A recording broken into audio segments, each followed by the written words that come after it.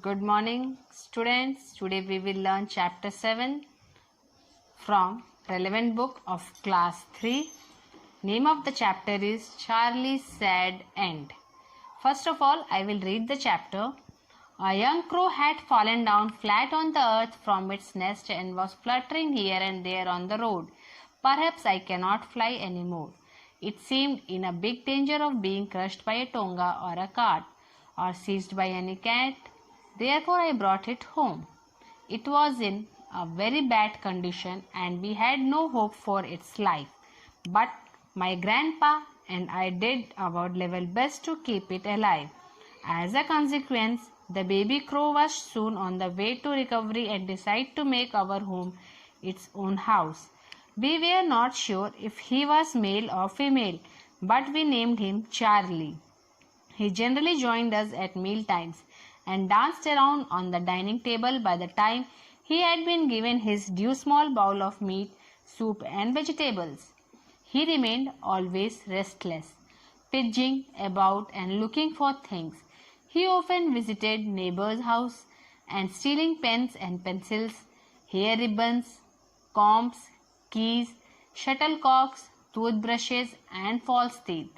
He was especially fond of toothbrushes and made their collection on the top of my room. Clothes, pets fascinated him. Neighbors would return from the market to find their washed clothes in the mud and no sign of Pages.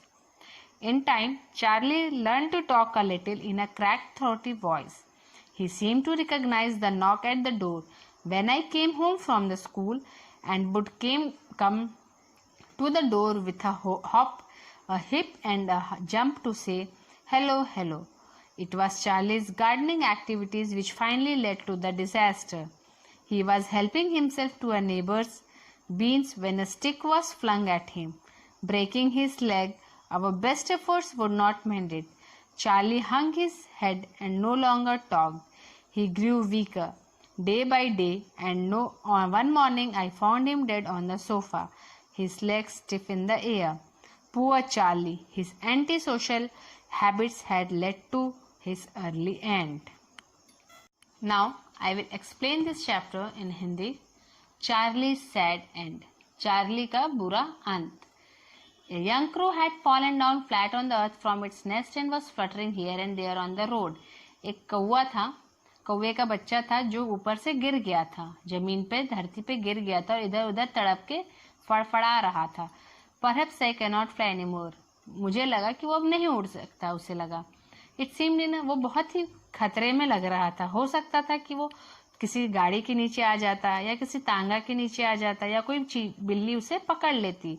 इसलिए लेखक जो होता है, author जो था, अपने साथ उसे अपने घर ले आया. एक लेखक अपने कहानी बता रहा है, कौवे की कहानी. It was in a very bad condition and we had no hope for its life, but my grandpa and I did our level best to keep it alive. वो बहुत ही बुरी स्थिति में था. कौवा जो उन लेखक और उसके दादाजी को मिला था वो बहुत ही बुरे कंडीशन में था. उन लोगों को ये उम्मीद नहीं थी कि वो बच भी सकता है, लेकिन फिर भी इन लोगों ने अपनी पूरी कोशिश की उसे जिंदा रखने की. As a consequence, the baby crow was soon on the way to recovery and decided to make our home its own house. We were not sure if it was a male or female, but we named him Charlie. कुछ समय के बाद, कोशिशों के बाद, consequence यानी समय बीतता गया. कोशिशों के बाद क्या हुआ कि वो कौवा जो था वो सही होने लगा, धीरे धीरे ठीक होने लगा. तो क्या डिसाइड किया कि उसने वो हमारे घर को ही अपना घर मानने लगा. हमें पता नहीं था कि वो नर है या मादा, तब भी हमने उसका नाम चार्ली रखा. He generally joined us at meal time and danced around dining table by the time he had been given his due small bowl of meat, soup and vegetable. जब भी हमारे खाने का समय होता था वो कौवा हमारे आसपास नाचने लगता था, उड़ने लगता था, हमारे टेबल के पास बैठ जाता था. वो तब तक ऐसा करता जब तक उसे छोटी कटोरी में सूप, सब्जी या जो भी खाना बना हो उसे ना दिया जाए. He remained always restless, fidgeting about and looking for things. He often visited neighbors' house and stealing pens and pencils, hair ribbon, comb, key, shuttle, toothbrush, false teeth. He was especially fond of toothbrush and made their collection on top of my room. Clothes which fascinate him. उसे हमेशा वो जो कौवा था Charlie हमेशा बेचैन रहता था, वो इधर उधर उड़ता रहता था, हमेशा कुछ ना कुछ चीजें इधर से उधर उठाता रहता था। वो हमेशा पड़ोसियों के घर जाता और उनके घर से पेन, पेंसिल, रिबन, कंघी, चाबी, ब्रश, उनके नकली दांत सब चोरी करके ले आता था। उसे ब्रश लाना बहुत पसंद था।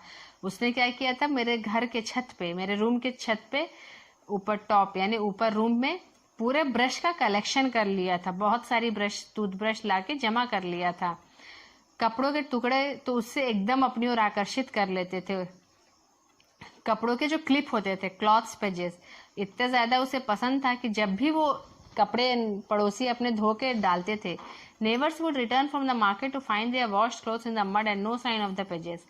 जब भी वो कपड़े डालते थे और क्लिप लगाते थे, कपड़े वाला पिन लगाते थे, ये क्या करता था, चार्ली पिन को निकाल देता था, जिससे उनके सारे कपड़े नीचे गिर जाते थे और पिन वो उठा के ले आता था।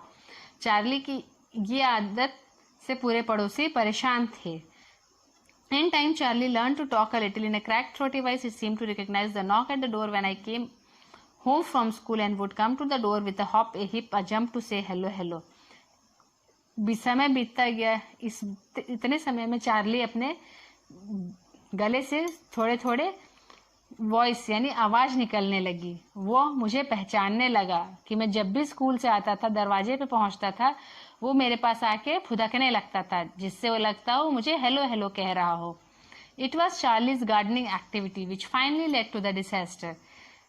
एक दिन क्या होता है, चार्ली का जो गार्डनिंग एक्टिविटी यानी जो गार्डन में जाना, किसी चीज में किसी का फूल तोड़ना, कुछ डाली तोड़ना, वो उसके लिए बहुत ही काल का रूप हो गई, उसके लिए बहुत ही भयंकर काम हो गया। एक दिन क्या हुआ, he was helping himself to a neighbour's bean when a stick was flung at him breaking his leg. Our best effort would not mend it. एक दिन वो पड़ोसी के गार्डन में लकड़ी कुछ उठा रहा था। इसी में क्या हुआ कि उसे जोर से डंडा उसके पैर पे गिर गया, जिससे उसका पैर टूट गया। हमने बहुत कोशिश की उसे जोड़ने की, लेकिन वो नहीं बन पाया।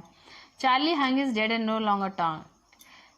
चार्ली उसमें रस्सी में फंस के मर गया, और मतलब फंस गया और वो बोलने लायक नहीं रहा, उसका गला उस रस्सी में फंस चुका था। He grew weaker day by day and one morning I found him dead on the sofa, his legs stiff in the air. वो दिन पर दिन कमजोर होता जा रहा था। एक दिन मैंने सोफा पे उसे मरा हुआ पाया, उसके पंजे ऊपर हवा की ओर उठे हुए थे। उसने अपनी जान गंवा दी थी। Poor Charlie, his antisocial habits had led to his early end.